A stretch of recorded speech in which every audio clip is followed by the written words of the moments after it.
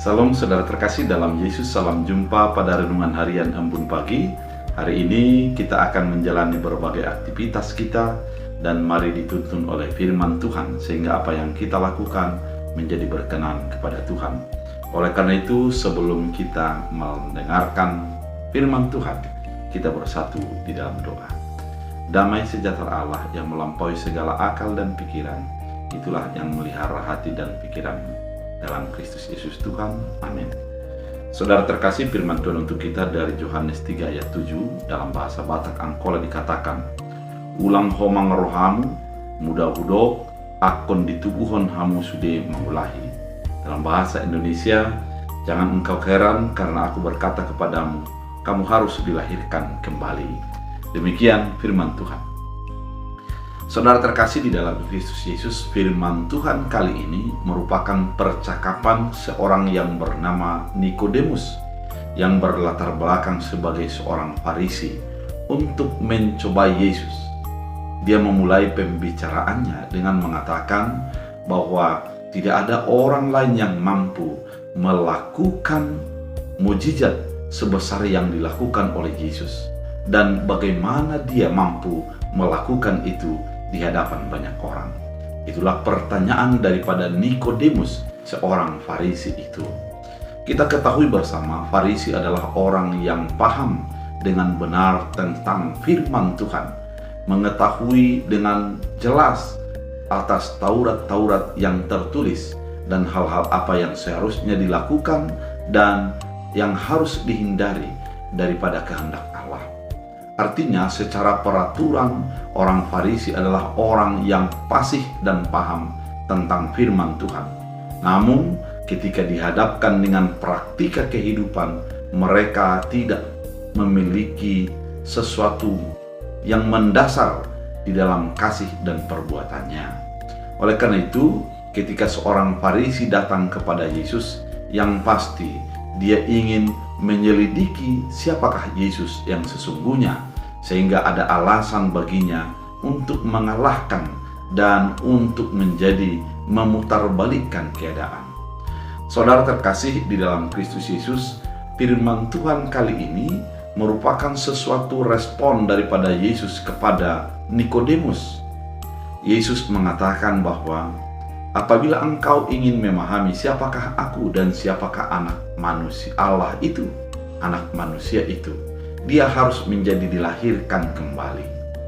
Kata lahir kembali merupakan sesuatu yang mudah dipahami dan dimengerti secara kehidupan sehari-hari. Sehingga Nikodemus mengatakan, bagaimana saya sebesar ini bisa dilahirkan kembali? Dia masuk ke dalam rasionya dan mulai memahami apa yang dikatakan Yesus Kristus secara pemahamannya. Kemudian Yesus mengatakan, adalah ketika kita dilahirkan dengan tubuh jasmani, maka kita akan mati sebagai tubuh jasmani. Karena apa yang dilahirkan secara jasmani adalah jasmani juga, namun yang dilahirkan secara roh adalah milik roh. Oleh karena itu, saudara terkasih, firman ini mau mengatakan kepada Nikodemus bahwa yang dilahirkan bukanlah tubuh, karena tubuh kita ini adalah tubuh jasmani yang tidak memiliki hubungan secara erat kepada hal-hal lain. Tubuh jasmani yang bisa mati, yang fana keadaannya, dan juga memiliki keinginan-keinginan. Namun yang diinginkan oleh firman Tuhan dilakukan oleh Yesus, yang ingin dikatakan oleh Yesus adalah kelahiran secara roh.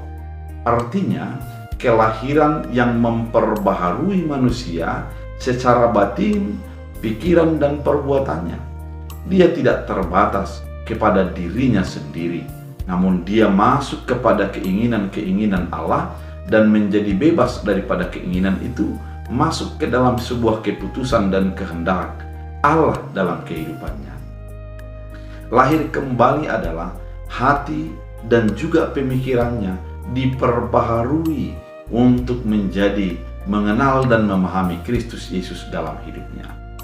Saudara terkasih di dalam Kristus Yesus, firman ini mengajak orang-orang percaya agar melihat Yesus secara benar memahami apakah Yesus itu dan apa yang dilakukan Yesus dalam hidupnya. Kita tidak mungkin memahami siapakah Allah itu tanpa tuntunan daripada Allah. Dan tuntunan Allah adalah Roh-Nya yang menerjemahkan kehendak Allah dalam kehidupan kita. Ketika Tuhan menerjemahkan apa kehendaknya dalam kehidupan kita, maka pada saat itulah kita akan menjadi berjalan di dalam terang dan tuntunan Tuhan. Saudara terkasih di dalam Kristus Yesus, firman ini mau mengatakan kepada kita, apabila engkau ingin memahami tentang Allah dan memahami kehendak Allah di dalam hidupmu, biarlah Roh itu yang melahirkan kita dari keterbatasan kita kepada kehendak Allah. Biarlah Roh itu memperbaharui kita dari cara-cara yang lama kepada cara-cara yang baru yang dikehendaki dan yang dituntun Allah dalam hidup kita. Ketika seseorang di dalam kehidupan sehari-hari mengandalkan pemikirannya, mengandalkan kekuatannya, maka akan ada kebuntuan-kebuntuan. Namun ketika kita mengandalkan kehendak Allah dan hidup di dalam tuntunan Allah, maka kita akan diperbaharui. Saudara terkasih di dalam Kristus Yesus, firman ini mau mengatakan kepada kita, apabila ada orang yang tidak paham dan mengerti tentang Yesus dalam hidupnya, adalah sebuah yang wajar karena dia belum dihinggapi oleh Roh Allah. Namun ketika kita mengatakan tidak mengenal Allah, namun ada sebuah dalam diri kita mempertahankan diri dan keinginan kita, di sanalah terjadi kebuntuan. Oleh karena itu, mari buka hati, buka pikiran untuk didiami Roh Allah, dan Roh itulah yang menuntun kita di dalam kehendak dan keputusan Allah. Saudara terkasih, biarlah kita mengenal Allah dan Roh Allah menjadi memperbaharui kita sebagai manusia-manusia baru. Kita berdoa. Terima kasih Tuhan atas firman yang begitu indah, mengingatkan kami bahwa kami terbatas untuk memahami Tuhan. Sebagaimana Nikodemus yang tidak bisa mengerti akan firman Allah, demikian kami ketika tidak dihinggapi oleh Roh-Mu. Biarlah hidup kami dituntun dan disegarkan oleh Roh-Mu senantiasa, sehingga pengenalan kami kepada Allah yang luar biasa, yang dahsyat, yang begitu baik dalam hidup kami, menjadi betul-betul nyata. Terima kasih Bapa, biarlah firman-Mu menjadi kekuatan dalam Kristus Yesus Tuhan. Amin. Tuhan Yesus memberkati.